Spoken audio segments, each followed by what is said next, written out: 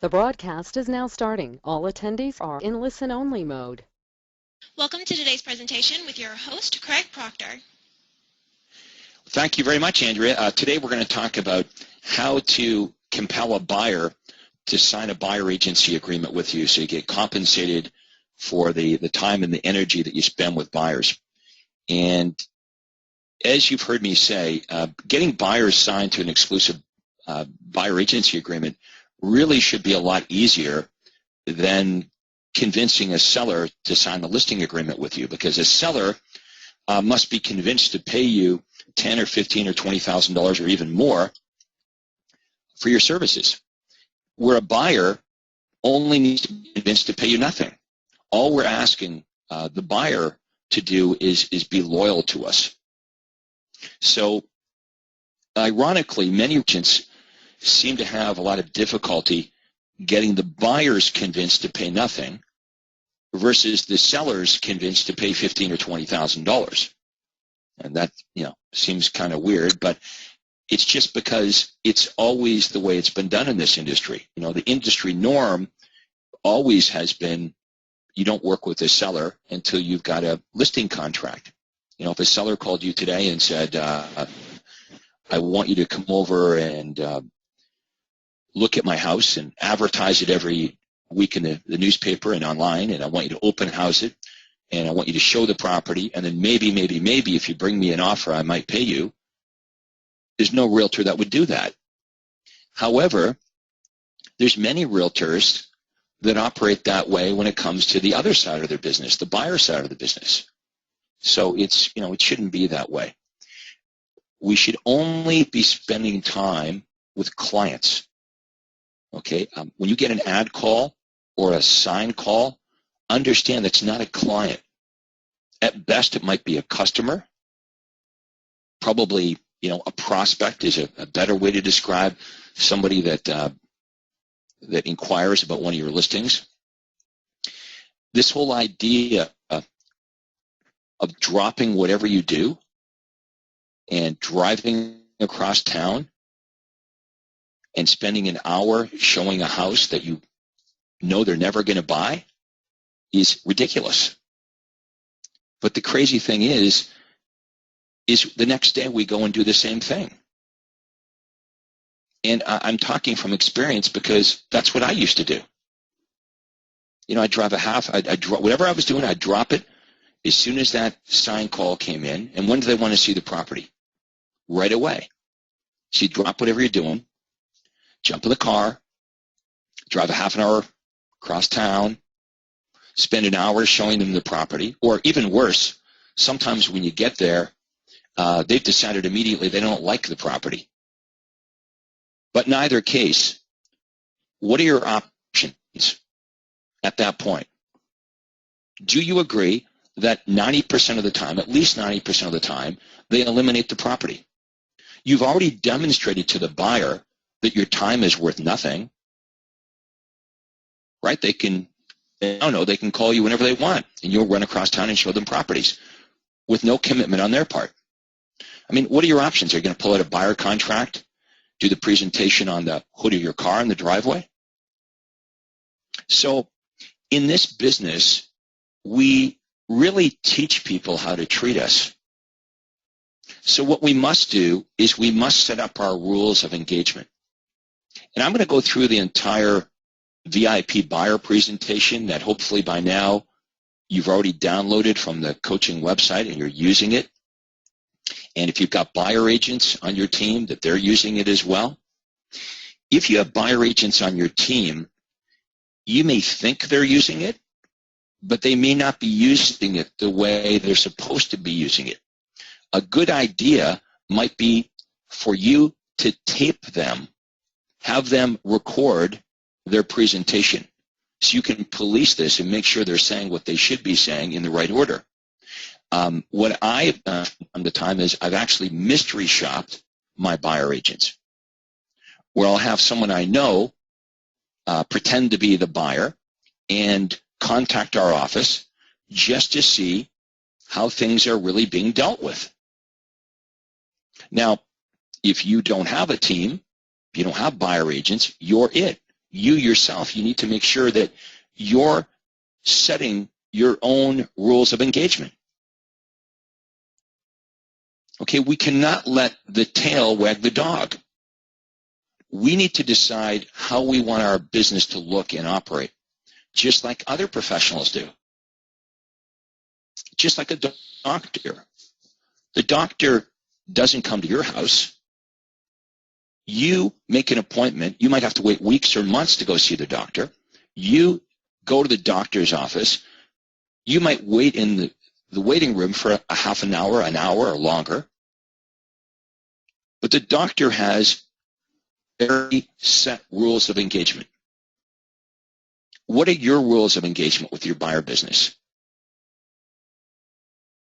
Now, if you don't feel confident in your lead generation, you may be afraid to set these stringent rules of engagement because you're afraid that the buyer might say no, that the buyer won't be willing to follow your rules of engagement and you'll lose the buyer. And if that's the case, what that tells me is you're not generating enough buyer leads. If you generate enough buyer leads, you're not going to worry about the 1 or 2 out of 10 that won't do things your way. So it all starts with lead generation. If you're not generating enough leads, what happens is you're operating from a position of weakness or desperation, and you're so terrified if you don't do exactly what the buyer wants, when the buyer wants it, that they're just going to call another real estate agent. One of the problems there is you've got to make sure that your marketing and the words that come out of your mouth are expressing your uniqueness, the profound benefit that the buyer is going to get from doing business with you. Because buyers think we're exactly the same. According to NAR, over 85% of buyers said that they picked their agent because that agent was the first person to get back to them. In other words, they didn't care. It could be anybody. And that's not how we want to operate our business.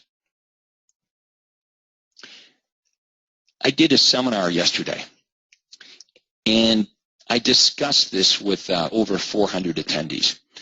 I said, when you get an ad call or a sign call, when do you need to call the buyer back? And the overwhelming response was immediately. And I said, well, why do you feel you need to do that? And they all said, well, because if we don't call them back right away, they'll just call someone else. So clearly, the buyers aren't doing business with these agents because of any profound benefit. Their position is a commodity. It could be anybody. And that's the way they live their lives. They could be at their son's soccer game. The phone rings. They have to leave the bleachers, walk into the parking lot, return the phone call. They could be at their daughter's recital. They could be at a nice romantic dinner with their spouse, and the world stops when the cell phone goes off. So I guess that is, certainly one option. It is a way the majority of realtors live. But if you're tired of that, then you want to get your marketing act together so you're generating more buyers than you could possibly work with. And when you generate more buyers than you could possibly work with, you've got the power of choice, the luxury of choice. And that's why we've been given the gift to choose. When you don't have that choice, you end up having to work with anybody and everybody. And when you work with a jerk, when you work with a unmotivated or unqualified, difficult buyer that fights you at every turn, how does that make you feel about your career? How do you feel on those days when you're working with really difficult buyers? When you come home from work, even the dog knows something's wrong. we have a tendency to take it out on the people we really care about. So just let's be clear about this. Your business does have an impact on your entire life. You see, for most real estate agents, their real estate business is viewed by their family as an annoyance. It's not something they're proud of. It's something that they're disgusted with because it constantly interrupts any resemblance of a normal life. So we started in this coaching program by helping you with lead generation. So let's say that you've got that down and you're generating lots of leads. Some of our members will say, well, you know, the leads are no good. Now, mind you, some of the leads won't be any good. But if you find that the majority of your buyers are no good, well, you've either got to change your marketing, or maybe it's what you're doing, what you're saying when you're following prospects. Are you doing the right things to follow up with the prospects and actually reach them? Are you using the universal callback script properly? And are you able to articulate a compelling offer to buyers so that buyers want to meet with you?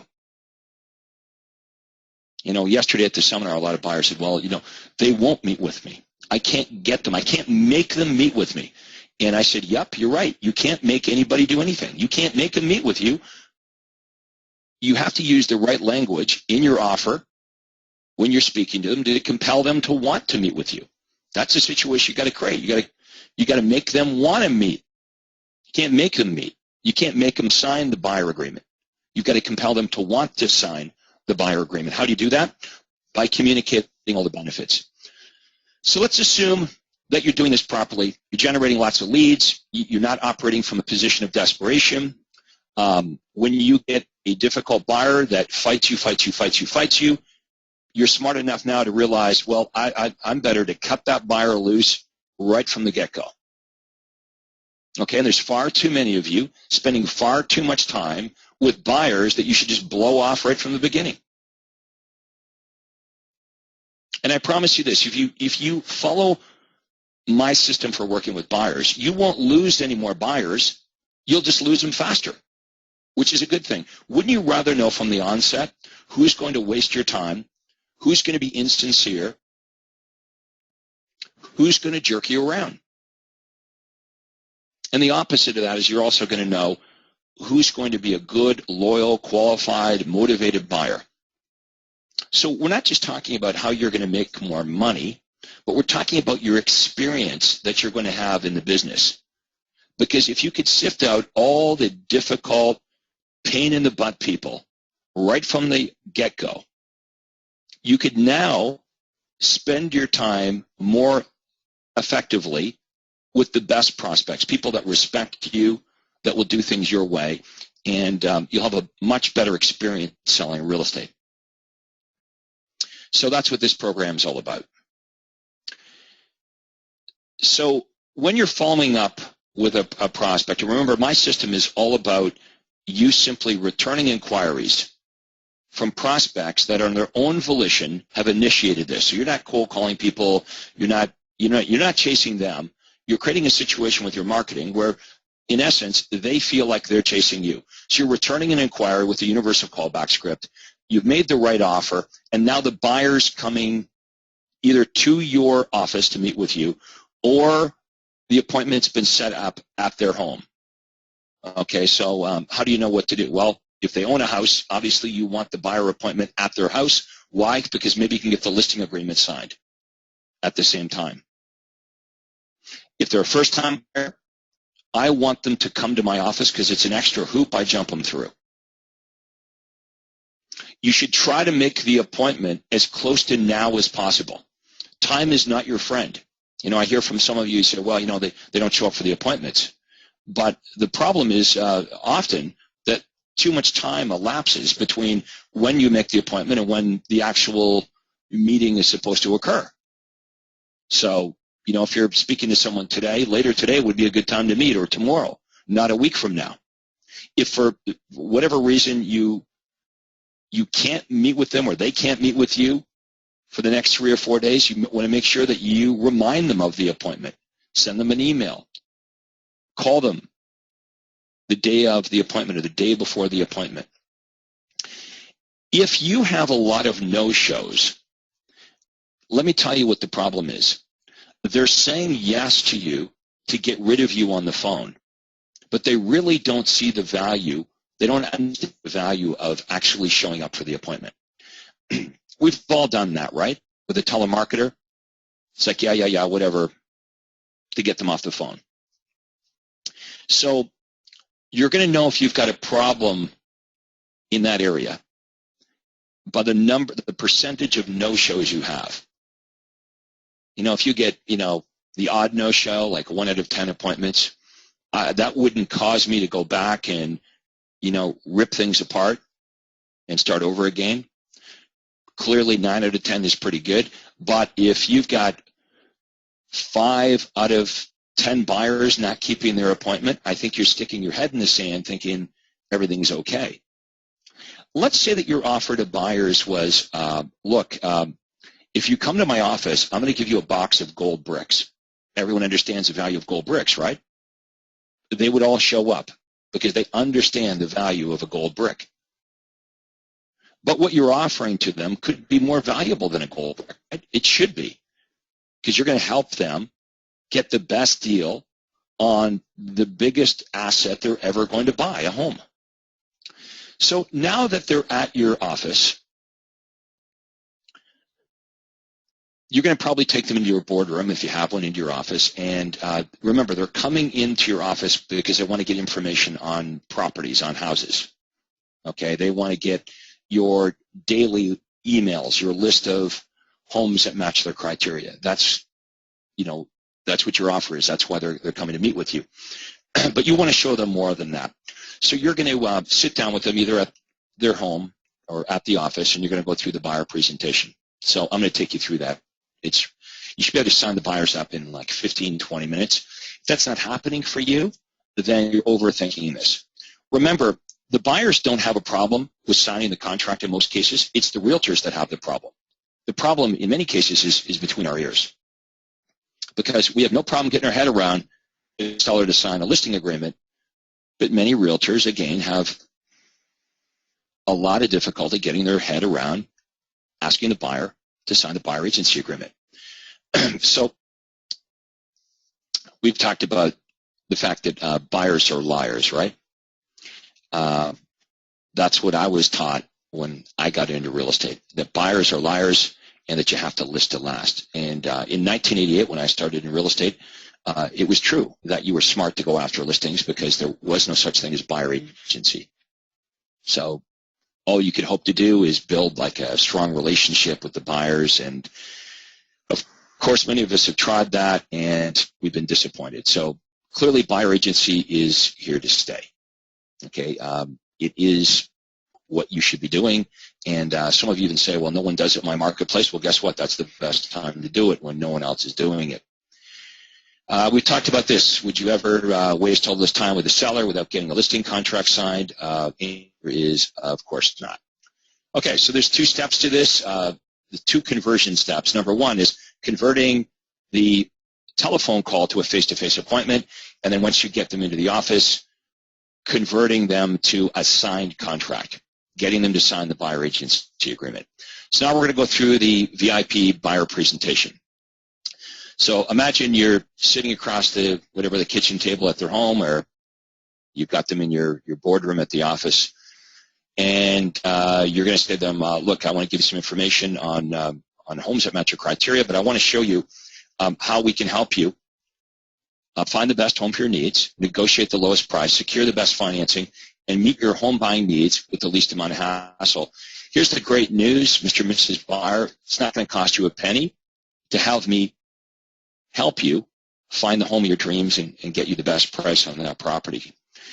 If you take a look at what most real estate agents do, we call this the ABCs of real estate marketing. Kind of poke fun at my competitors here. A, they advertise homes in order to get you to call them. They beg you to come into the office. They choose a bunch of homes they think you'll like. They run you all over town, driving you from house to house. They show you a bunch of houses. They encourage you to make an offer on every house you see, and they feel frustrated because the homes that they've selected are not to your liking. And they get on their knees and they pray that you're going to buy something after all their hard work. So we're different, okay? Instead of us picking up the houses, our focus is on your needs. So there's 3 big benefits in working with us. Step number 1, we're going to find out how much home you can afford by getting you pre-qualified, absolutely free of charge for a home loan. Now, I asked them at this point, have you been pre-approved? Most of them have not. If they have been pre-approved, I want to see the paperwork. Benefit number 2, and remember, this is why they came in to meet with you, is you're going to send them information on all the homes that match their criteria. We call this our unique buyer profile service. And then benefit number 3 is we're going to help you get the home you want using our specialized knowledge. So at each step of the way, you're going to benefit from our innovative consumer programs. And now I go through each step in detail. So you'll notice in the bottom right-hand corner, if they've been pre-qualified for financing, I can just click on step 2 and bypass the entire discussion on home loan pre-approval. But that's very rare. As you know, most of them have not been pre-qualified for a home loan. And the reason they have not been because they don't understand the benefit of doing so. And I think we'd all agree if the buyer would actually just get pre-qualified from the onset, it makes the entire transaction run a whole lot smoother. So I have this discussion about, well, do you actually know how much home you can afford? And usually the answer is no. So I say, well, look, that's the benefit of getting pre-approved. There's actually 3 benefits. The first benefit is you're going to know exactly how much home you can afford, so you won't waste time looking at homes above or below your price range. And I have a relationship with lenders, so we can help you get the very best financing, the lowest down payment home loans, lowest interest rates, etc. And the third benefit of getting pre-approved is when you see a house you like, you can actually make a stronger offer because we can attach your pre-approval. So, if you're the seller, consider this. I show them this example so they get it. You're buyer A, you work with us, you make a cash offer for $350,000, no conditions, and this house that you're putting the offer in is such a great deal that we're in competition with buyer B, who works with another real estate agent. Their offer is for the exact same price, $350,000, but their offer is conditional on financing. If you were the seller, which offer would you accept? So now they get it, that they're carrying a bigger stick. They can negotiate stronger if they get pre-qualified. So pre-approval is really easy. It's as easy as 1, 2, 3. A home loan credit report is generated by the credit bureau. Financial details are verified. All the information is forwarded to the underwriter for approval. And bingo, you're approved. Okay, so I make it sound really easy because it is. And the thing, if you don't do a good job of explaining all the benefits to them of getting pre-approved, guess what happens? They don't get pre-approved. I'm going to repeat this again. Would you agree that the whole transaction runs a whole lot smoother if the buyer would actually just go get pre-approved at the onset? So it's better for us if they get pre-approved, but if we sell the benefits of them getting pre-approved, not only is it better for us, but they understand why it's beneficial for them to work with us. It's a service that we're providing that helps them, but it helps us too. Okay, benefit 2 or step 2 is the buyer profile. So remember, this is what they all want to talk about, right? They all want to talk about houses. This is why they came into the office. So you'll find this part of the presentation is really, really easy. You already know this, right? Because they want to talk about what they're looking for in a home. So we're going to get into that conversation, and I'm going to explain how MLS works, the multiple listing service. That MLS is information on thousands of homes from all the different real estate companies. And here's how most real estate agents go about business. They pick out the houses for you. So they make a random search of MLS, they pick out 68 homes, and then they try to sell you one of them. So clearly, the wrong person's deciding which homes you're going to get information on, which homes you're going to get to see, and which homes you're not going to get to see. So we don't do it that way. Here's our solution. Our solution is our one-of-a-kind buyer profile system, which gives you access to all the hot new listings that match your criteria. So instead of us taking control, we actually put you in control. Okay, you're in control. Your home buying criteria is entered into our custom computer database, and every day our custom computer searches through MLS, finds the homes that perfectly match your criteria, so we email you only the homes that are a perfect match. Then, at your convenience, you can check your inbox. Any homes that you like, all we ask is that you drive by them, and if you'd like to look at any of the homes, give us a call. Okay, so we put you in control. When you see a home you want to look at, give us a call. We'll arrange a showing. There's never any pressure to buy. Okay, so when you're in control, what that means is there's no more wasting your time searching through the newspaper, the internet, or driving through neighborhoods. You're going to know with confidence you're going to get automatic access to all the hot new listings before the other buyers even know about them. And you won't have to, we're not going to waste your time. You don't have to waste your time looking at homes that some real estate agents picked out that don't even interest you. You're going to, at your convenience, check your inbox, drive by the ones that look of interest to you, and then all we ask is when you see one you want to look at, you give us a call. So there's never any pressure to buy. Most agents pick out 6 to 8 homes and try to sell you one. Obviously, you can choose to drive by as many homes as you want, and you're just going to call us when you want to look at one. So you're in control. No more overpaying for the home that you want, because you're going to get immediate access to all the hot new listings. You're going to be like Johnny on the spot. You're going to know about these hot new listings that match your criteria before other buyers know about them, so you'll have an opportunity to be there first and negotiate the best possible deal. And the third and final benefit, and by the way, folks, most realtors don't do a very good job of step 3. Step 3, or benefit 3, is where we talk about what you and I bring to the table, our specialized knowledge. Okay, we're going to, at no cost to you, help you find the perfect home. We're going to help you prepare an offer for that home that meets your needs. We're going to present the offer on your behalf to the seller, and we're going to negotiate all the terms and conditions of that offer in your best interest. So, in summary, here's how you're going to benefit. You're going to get pre-qualified, free of charge for a home loan, and get access to special financing so you can afford more home for your money. And you're automatically going to receive the best new listings that match your criteria before the average buyer even knows about them, so you can beat other buyers to hot new listings. And you're backed by our specialized knowledge. Okay, we're going to get you the best deal on the home that you really want to buy. And here's the kicker. None of our valuable services cost you a penny. You like that, right? All we ask in return is for your loyalty. And at this point, I look them straight in the eyes, and I say, we're doing this and this and this and this for you, and none of this, remember, none of this costs you a penny, and all we ask in return is for your loyalty. Does that sound fair? As I look them straight in the eyes.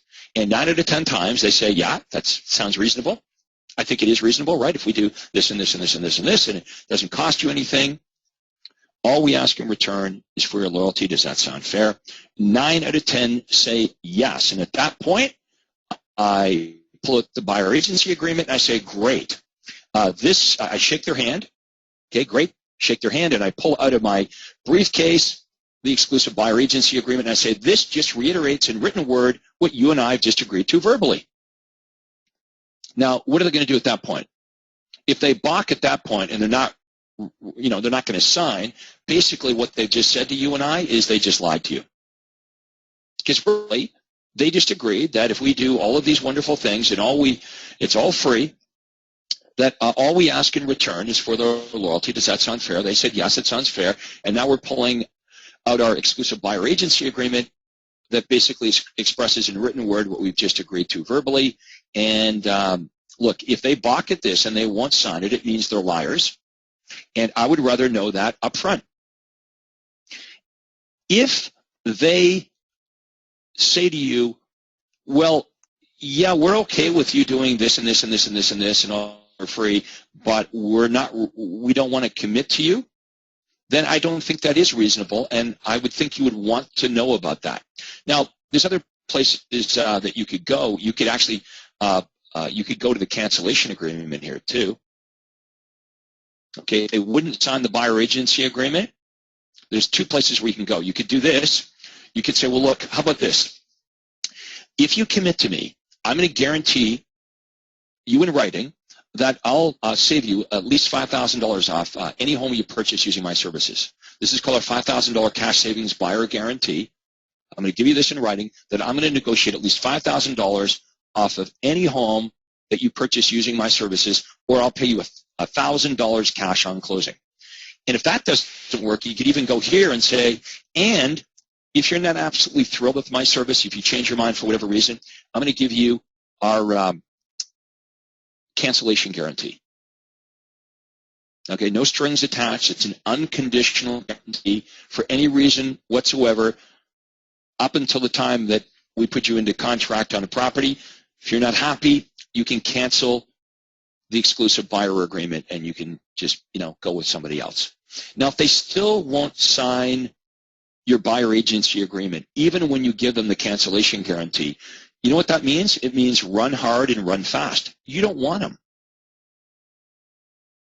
Okay, now let's assume that, like I said, 90% of them are reasonable, and they say, yes, that sounds like a reasonable offer. If you do all these wonderful things, it costs us nothing in return. And we will, commit to being loyal to you. Then I have a brief conversation about what happens next. Okay, don't make this mistake. Don't sign the buyer to the buyer agency agreement and then shake their hands and say see you later without explaining what's going to happen next. So I have a conversation now that they've signed the buyer agreement about what to say and do when they come across homes on their own. Okay, if you see a home you like, feel free to call for information, but always tell the real estate agent that has the property listed that you're working with us. The benefit to them, obviously, is it'll prevent them from being hounded by their agents, but the benefit to us is we don't want other real estate agents messing with our clients. Get the available MLS number, and then we'll email you complete information. And this is important. Number 3, if you see a home you want to look at, always, always, always call us for the appointment. Never look at a home with anyone else. And the next step is we find you the perfect home. And it's really that easy. You should be able to sign a buyer up in easily under half an hour. When you get really good at this, probably 15 or 20 minutes. My listing presentation took me twice as long. Sometimes I'd be there for an hour, maybe even an hour and a half. Here's one thing that I've learned. When you're at the seller's home, the longer you're there, usually the lower commission rate you're going to get. So we need to take control of these meetings.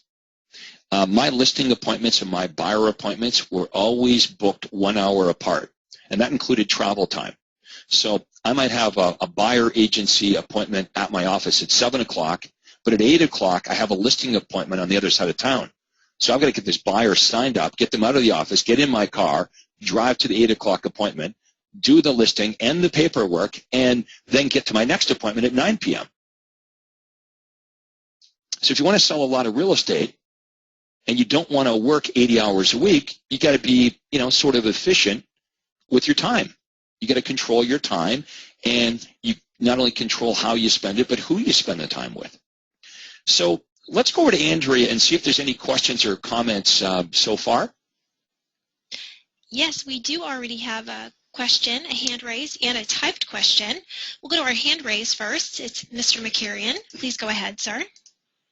Yeah, hi. Good morning, Ms. Proctor. How are you? Hey, Vic.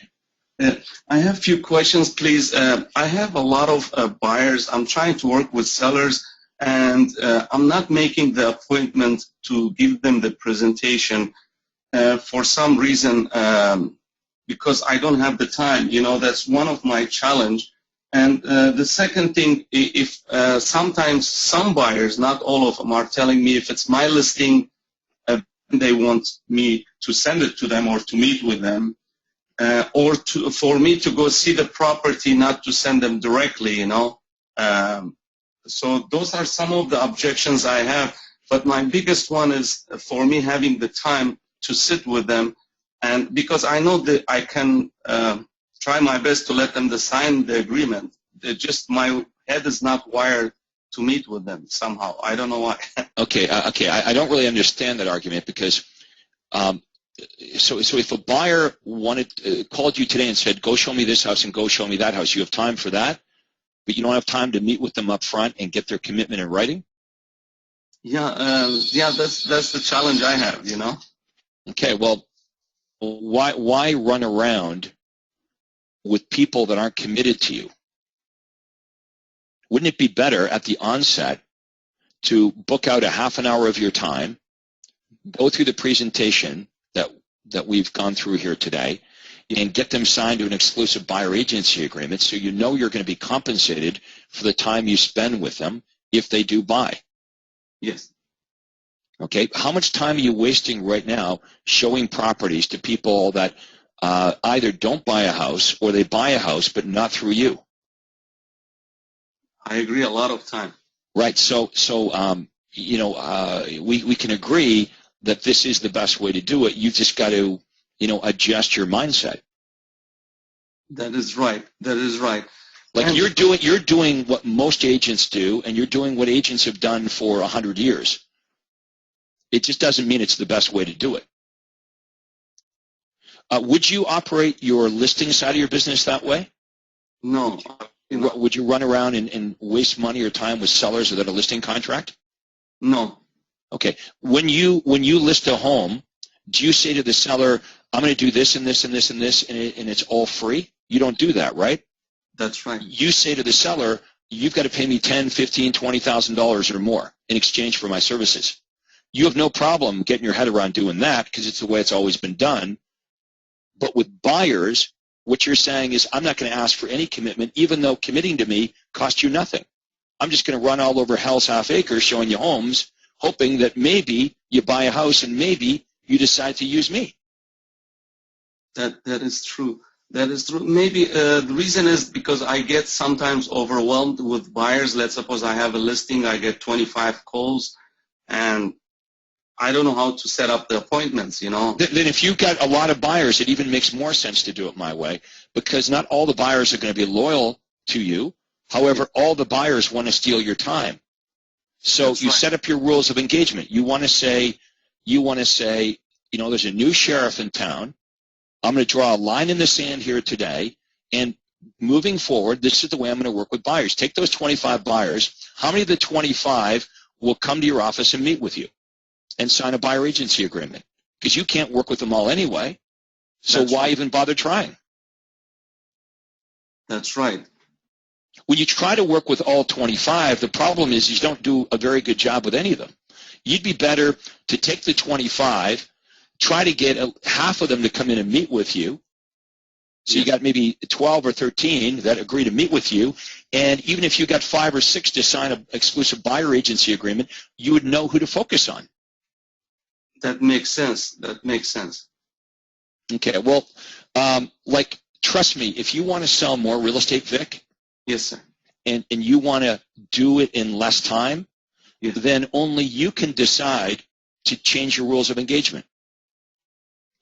If you want to be more efficient, you want to make more money, you've got to control your hours, and you've got to have better control over who you spend time with, and set your own rules of engagement. That's a great information. If a buyer asks me, just I want to get your listings, how can I answer that? And or if a buyer asks me, I want you to go see the property, I don't want it to be emailed to me, then call me. How I can answer those two? Okay, so let me do some role playing with you, Vic. Can you hear me okay? Yes, sir. Okay. So Vic, let's say that you're a buyer in front of one of my listings right now, and you call me. First of all, when does the buyer usually want to see the property? If they're in front of one of your listings right now, when do they want to see it? At the same time. Right away, right? Yes. So they call you and they say, hey, my name's Joe. I'm in front of your listing on Main Street, and Vic, I'm in front of the house now. I want you to come and show it to me. So one option is you could wimp out and you could run over and show the property, but you already know the outcome. What percentage of the time when you do that, when you run across town and you show the property, what percentage of the time does the buyer say, oh my gosh, Vic, this is the home of my dreams. I want to buy it right now? It's a very slim. Okay, but the crazy part is you keep doing it. That's right. Okay, so what you're saying is, Craig, I need a better way. Okay, so this is what you're going to do next time.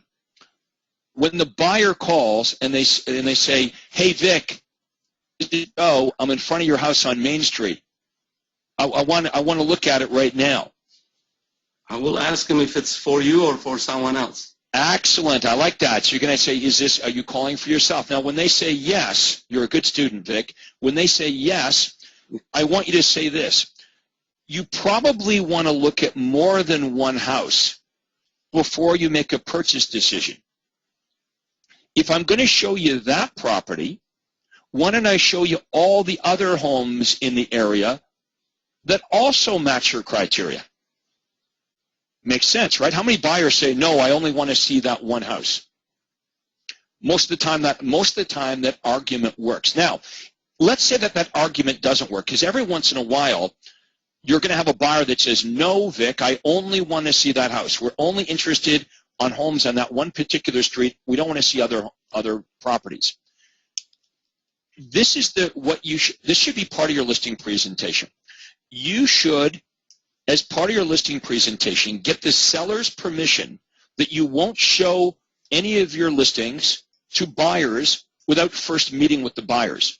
Because this is what you're going to say to the buyer. If they say, no, I only want to look at that one house, you can now say, I'm sorry, Joe, but the arrangement or instructions I have from my seller is I must meet with the buyers to make sure that they're financially qualified and make sure they have all the information about the property before I show the home. Now, if they fight you on that, basically what you're going to say is, look, Joe, I'm sure if I had your home listed, you would want me to respect your wishes as well. That's great. And by the way, this is very good advice. A very good, an important part of your listing presentation is to actually do this, to actually say to sellers, Vic, do I have your permission to enforce that buyers come and meet with me so I can ensure that they're financially qualified, so I can ensure that they have all the information on your property before I just drag anybody and everybody through your home? Because that's what most agents do, right? That's right.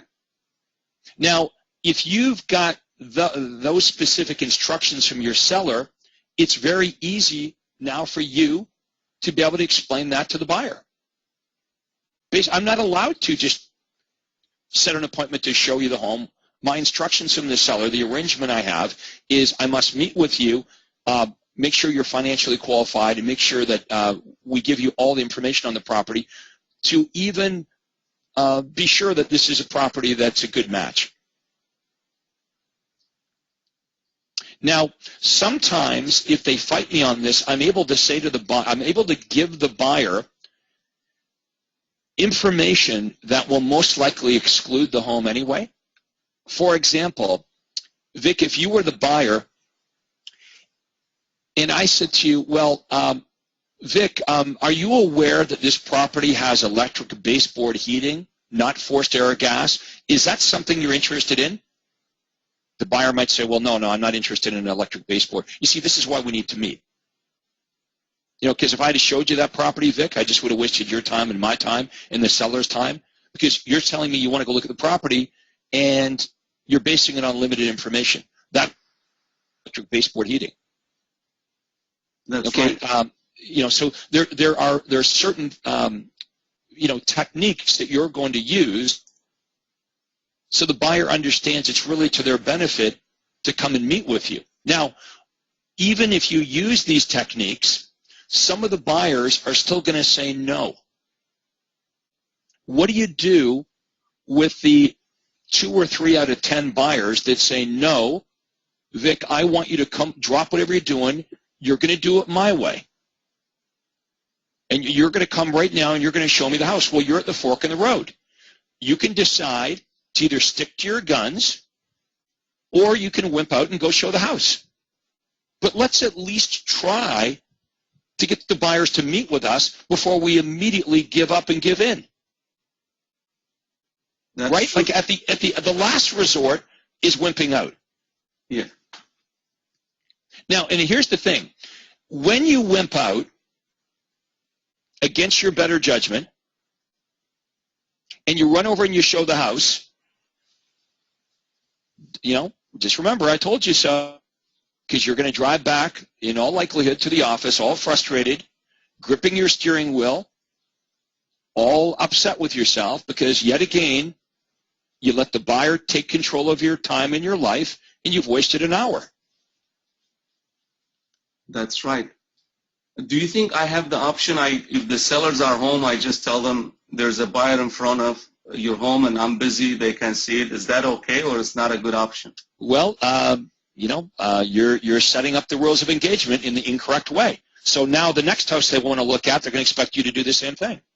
Oh, okay. Okay. Are you getting the buyer's commitment? No. No. This is about finding out whether the buyers are going to commit to you from the onset. Okay. And trust me, it's what's best for the buyer as well as what's best for you and what's best for your seller. That's right. This is not new to you, Vic, because this is exactly how you run your seller side of your business. Right? You have set rules of engagement when it comes to what you're prepared to do and what you're not prepared to do with a seller. A minute ago, you agreed that if a seller called and said, hey, Vic, I want you to come over to my house. I want you to advertise it every week in the newspaper. I want you to open house it. I want you to show it. And maybe, just maybe, if I decide to pay you, I will. You would run away from that seller. That's right. Okay, so you have no problem setting your rules of engagement with your seller side. All I'm saying is, shouldn't it be really a lot easier to convince the buyer to pay you nothing? Because you're already good at convincing the seller to pay you $25,000 in exchange for the exact same services. That makes sense. Okay, so now you just need to do it. You need Yes, to commit sir. to Yes, it. I just, my mind has to be... Okay, Vic, one more thing. When the first buyer that you try this on says no, stick to your guns, because they probably would have said no to you anyway at some point later on in the relationship, right? Yes. You said a minute ago that you have more buyers than you can work with. Yes, I'm flooded with it sometimes. Perfect.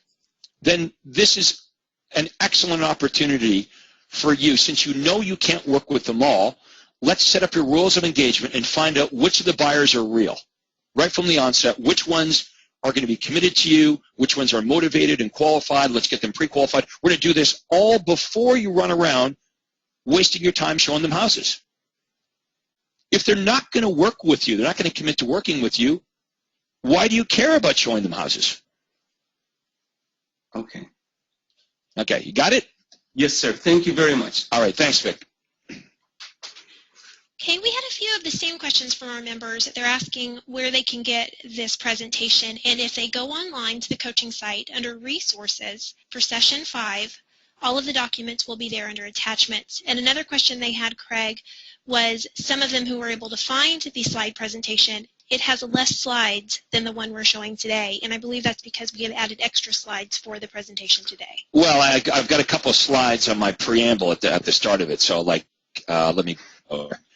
At the very start of your buyer presentation, you're not going to say this to the buyers, are you? I mean, this is just for our use today. You're certainly not going to sit across the table from the buyers and say, well, buyers are liars. You're not going to say, I have to list to last. You're not going to say, buyer agency is here to stay. You're not going to say to the buyer, would you ever market a seller's home without a signed listing agreement? You're not going to say, well, there's 2 conversion steps. You're going to start here. So the first 6 slides are not on the coaching website. It starts with what you're showing the consumer, the buyer, is from slide 7 on. So that's the difference. Okay, our next question comes from Sean Radcliffe. Your computer mic is open. Hey, Craig. I have a quick question. I work for a broker that doesn't have an office, so I work out of my home office. So meeting with buyers, obviously I meet them in public places. Is that as big of a Well, you can meet them at their apartment if they're first-time buyers, or you can meet them at their house. Okay, so would you push to meet them at their place of residence before meeting them at like? Well, Sean, the only time I would meet them like at a donut shop or something like that is if distance is a problem. Let's say, for example, the buyer lives 30 miles away from you. Mm-hmm. You might not want to drive 30 miles from your office to their home, so you might meet them 15 miles, meet them somewhere in between at a neutral location. But if they own a house, you definitely want that appointment at their house. If they're first-time buyers, I'm probably not driving 30 miles to meet them. The heck with that, they can meet me halfway.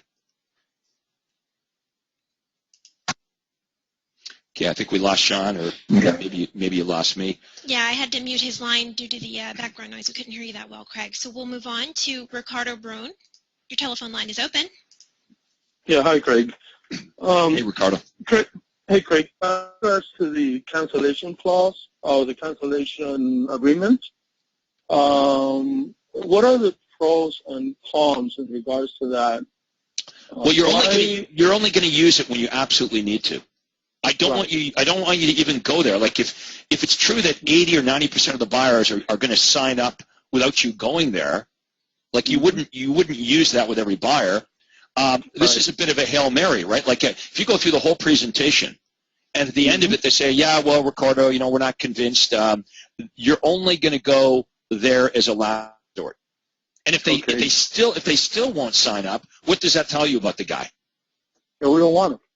You don't want the guy. If I won't even agree to let you do this and this and this and this and this for free, with a cancellation agreement that I'm paying you nothing, and I even get to cancel this for any reason whatsoever, you don't want me. Incredible, yeah. Yeah. So and then basically, since that is a last resort thing type of thing, even if they cancel, you get a chance to work with them and see if they can find a home, and we make a transaction. And if not, anyways, they weren't that good anyways. Because you have to pull out that type of buyout, clause, cancellation thing, So that's the way I see it. Another thing, in regards to renters, you just mentioned that the efficiency of time, Craig. If it is a homeowner, a seller, I would definitely like to meet at his home, of course. Now, with the renters, okay, I would say, if I sit in my office and they come to my office, in regards to time, I can take care of more. If our lead generation system is working, I can see more people just sitting in my office instead of driving all over town. So in regards to renters, the tendency would be, Craig, to pull them into our office, right? It's an extra hoop I jumped the first-time buyers through. Yes. Okay. I could meet them at their apartment, but I'm just saying personally, an extra hoop I jump the renters through, the first-time buyers, is they've got to come to me. Yeah. You don't have to do it that way. It's just the way I do it. Sure. Another thing is, if you go to their place, at least, you're going to be there, and hopefully they will be there, but you do take the risk that you travel a lot and you get a no-show. Well, that's why I like to have the renters come and meet with me. Right. They're a little bit flaky, right? I would rather them. I'm going to be at the office doing paperwork or whatever. So if they don't show up, I just keep working what I'm working at. So hang in there. We'll get to everything, but we can't get to everything at the same time. All right, let's see who's next. Yes, sir. Our next guest, Philip Donyon. Your mic is open. Hi, Craig. Philip, how are you? I'm good, thank you. Can you hear me okay? Perfectly. Is that a good time to try a sign call just to see if I did learn something from last week. You be the prospect, you be the buyer, and I'm going to play myself the real estate agent. All right, so let's set this up now. Are you in front of one of my listings? Yes, I am. Okay, so ring, ring, and I say hello. May I speak with Mr. Proctor, please? Speaking. Yeah, Mr. Proctor, this is Philippe Doyon. I'm in front of 122 Main Street, and I was wondering how much is this property going for? Okay, are you calling for yourself, Philip? Yes, I am. Okay. The price is, and I tell you the price, and I say, is that the price range you're looking in? It is.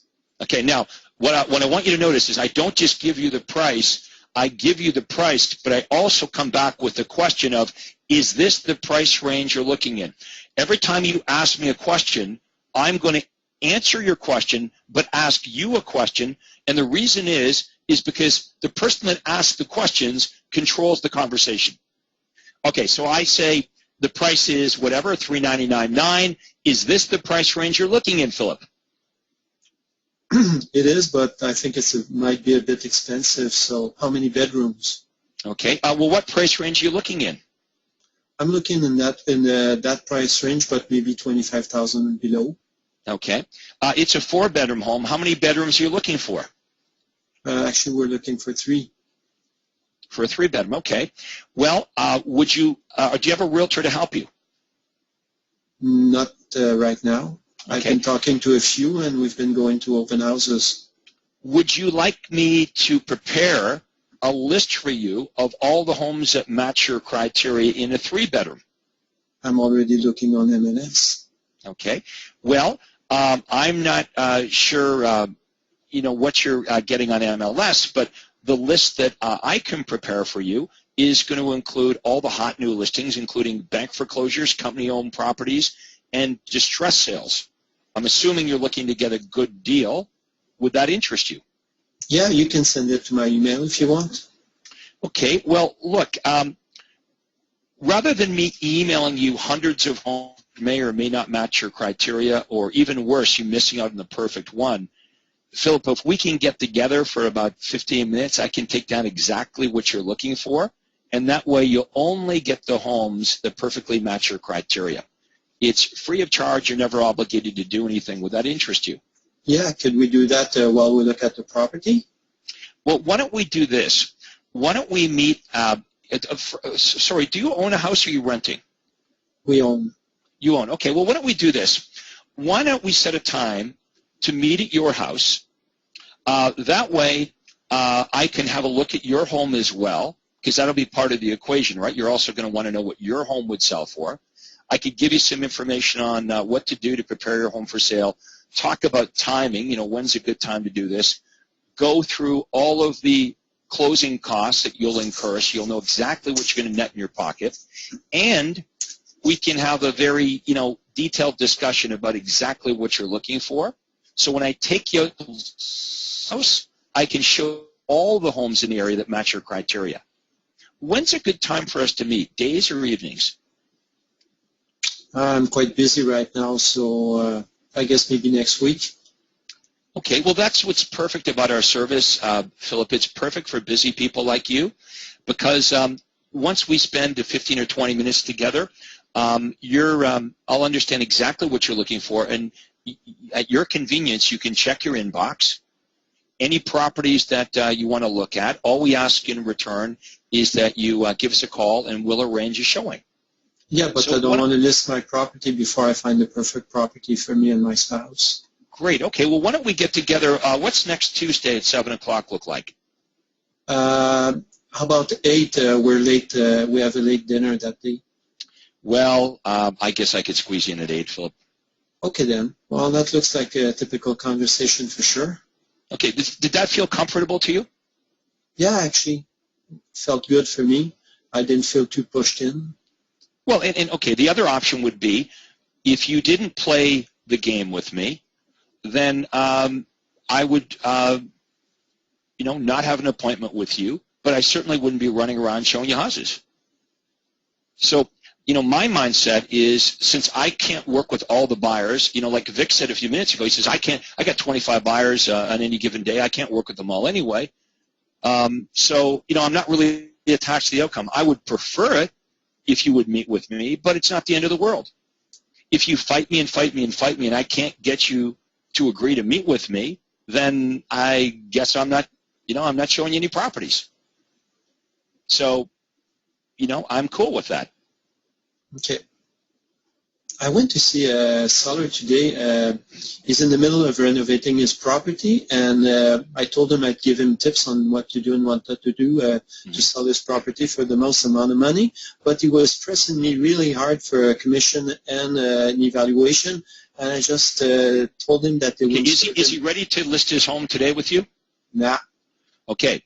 Then there's no sense talking about what the house is worth until he has the house finished. He's repairing it, he's getting it ready, and the price that you give him today may not be incorrect a month or two from now when he's ready to sell.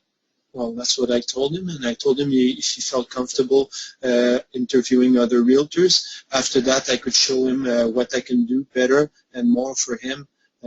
So I don't know what's going to. Well, Philip, I wouldn't plant that seed in his mind. That he should. Well, he was already telling me that he could get a better commission. Okay, well, that's different. If you asked him, are you speaking to other agents, he says yes, then you want to position yourself as last in. I just want to make sure that you're not suggesting that he should be meeting with other realtors. No, he brought it up himself. Okay. So look, here's the problem. If you give this guy a commission rate, it doesn't matter what rate you give him, he's going to find somebody else that's going to give him a lower rate. Well, that's what I told him. Yeah, it's a no-win. So this is what I would say. I would say, look, Mr. Seller, I want to do a really good job for you, and I want to show you how, you're asking about the rate, so clearly your focus is on who's going to charge you the least, and what I want to show you in my presentation when you're ready is how I'm going to net you the most amount of money after the commission. What's most important to you? Paying the least amount in commission or netting the most in your pocket after the commission? Well, I'm going to talk to him after I send him a report. Right, but you do not give him the price or a commission rate until he's ready to list. It'll just be used against you. You know what he told me? He says everybody does it, and I just told him I don't work like everybody. Right, and that's why you want to say, look, if you want to list with just anybody, you can do that, but I want you to appreciate the fact that I am different than other realtors, and I want to do a great job for you. I don't want to give you a price today when you're preparing like he's doing renovations to the house. How the hell would you evaluate what his house is worth today before he's fixed it up? That doesn't even make sense. Didn't make sense to me, and I think he figured it out. And one thing I want to know what you think about is I gave him my 6 warranties before leaving. Do you think that that's a mistake? Yeah, I wouldn't go through. The presentation until he's ready to list, because here's the thing. If you gave him part of your presentation, Philip, you know in your mind it's not your whole presentation, but he might think it is. He might think now, well, I met with this Philip guy. He, showed me what he was going to do. Even though in your mind it's not your whole deal, he might think, well, I've been there and done that. I've met with Philip. Now I'm going to meet with a couple of other agents. And you don't want to put yourself in that position. You want to be talking about what you do and what you charge and the listing price when he's ready to list. Because meeting with the seller, and this is kind of what you did wrong here, you agreed to meet with the seller before the seller was ready to list their home. So you set yourself up for failure, because no matter what you did or said on that appointment, he wasn't going to list with you anyway. He's not ready to list. He told you he's not ready to list. So Philip, do you see the error there? The error is you agreed to meet with a seller that's not ready to list. Yeah, well, I thought I'd practice on him. Well, that's okay. Follow up, but all I'm saying is, can you see how now you're positioned poorly? He might think, I had Philip in, he wouldn't tell me his commission rate, He wouldn't tell me what he's going to list the house at. So the heck with Philip. You would have been better off to, to qualify him on the phone. And when he said, "Look, Philip, I'm not ready to list my home because I'm doing these repairs on my house or renovations," and you ask him, "Well, when are you going to be done the renovations? When will you be in a position to list your home?" He says 3 months from now. You want to follow up and meet with him 3 months from now when he's ready. You've heard me say this before. It actually is detrimental to meet with a seller before they're ready to list. With a buyer, it doesn't matter. Because if the buyer said to you, "Hey, Philip, I'm not ready to buy a home for 3 months," who cares? You get together with the buyer, you sign them to a 1-year exclusive buyer agency agreement. You don't care whether that buyer buys today, 3 months from now, or 6 months from now. But with a seller who's not ready, who's 2 or 3 months out, I mean, this guy's doing renovations to his home, no matter what you did or say to him, he's not going to list his house with you. Okay. Anything you say or do can and will be used against you. What if he thinks now, "Well, I met with Philip, so now I'm going to interview other agents," and he doesn't call you back when he's ready? Or when you follow up with him, he figures, "Well, I've already met with Philip. I'm going to meet with other agents." But when he meets with the other agents, now he's ready to list. 3 months down the road, when he meets with the other agents, how much of what you said yesterday is he going to retain? Answer, not much. So you've actually positioned yourself at a massive disadvantage. Okay, food for thought. I'll try to do my best to have him call me. Yeah, all I'm saying is I would not have met with that guy. Okay. Why meet with somebody that's not going to list their home with you? Practice my skills with it. Yeah, but you know what? There's better ways to spend your time. If you want to practice your skills, we can do it on these calls, right? We want to practice with each other, not with clients. Okay. Because if you practice with me and you don't do it correctly, it doesn't cost you any money. When you practice with a client, you could lose $10,000 if you do it incorrectly. So just, and here's the thing. In my business, when I made mistakes, here's how I looked at it.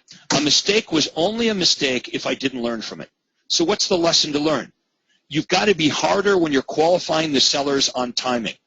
Mm-hmm. Do not meet with a seller until they're within a couple days or a week at the most of listing their home. Mm-hmm. Because no matter how you argue it, all you end up doing is putting yourself at a massive disadvantage by meeting with the seller months and months and months before they're ready to list. Okay. All right, got it? Yeah, well, thank you for the input, Craig. I really appreciate. All right, thanks, Philip. All right, I hope everyone enjoyed our presentation here today, but the most important thing is to do it, is to take action. And I'm pretty passionate about this. Ideas are nice, but implementation is what's most important. So we talked today about how to run your buyer business, and I hope you step up to the plate, create your rules of engagement, and respect yourself and respect your business and your time. So that's it for today. Thank you for being on today's coaching call. Take care. That concludes today's webinar.